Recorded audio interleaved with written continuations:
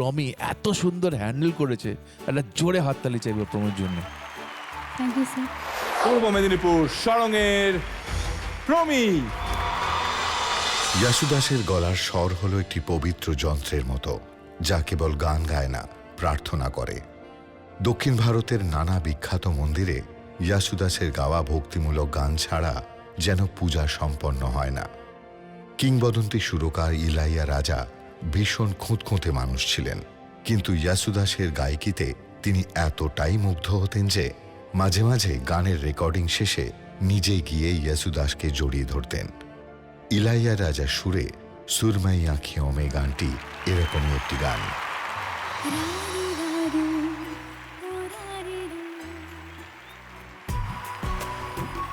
প্রথমে একটা জিনিস বলি, আজকে একটা চমৎকার জিনিস হয়েছে এই গানটায়।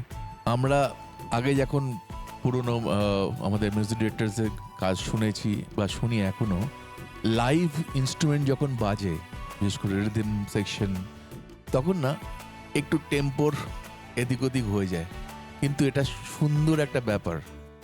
কেননা যখন মেশিনারি ব্যাপারটা চলেছে টেম্পোর মধ্যে থাকে, যখন প্রোগ্রামিং হয় শুধু, তখন একটাই মানে টেম্পোতে চলছে গানটা, সেখানে কোনো প্রাণ নেই অনেক সময় আমরা ফিল করি।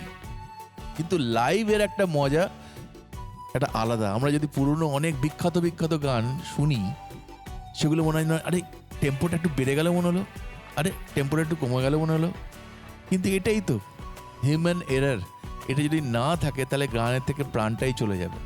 তাই ওই গানগুলো কিন্তু এত দূর অবধি এসেছে এবং এত বছর ধরে মানুষ শুনে যাচ্ছেন, সেটা কিন্তু এটারও একটা পয়েন্ট সেটা।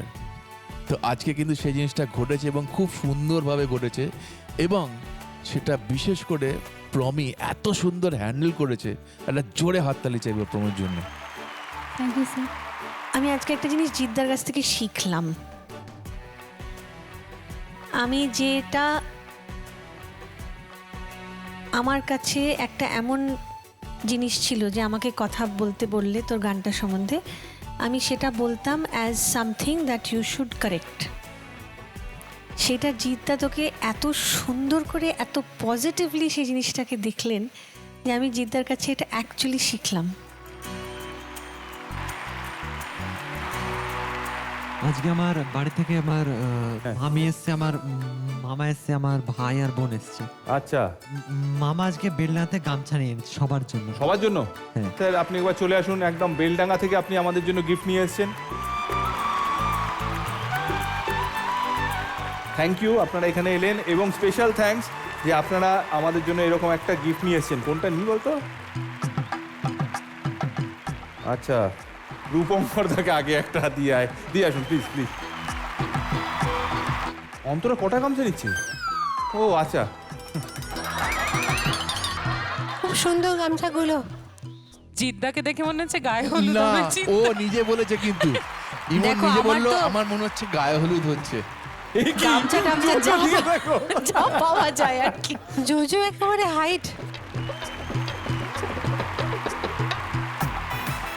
ইমন খুব একটা লক্ষ্মীমন্ত বউ টাইপের একটা ভাব করার চেষ্টা করছে, শান্ত।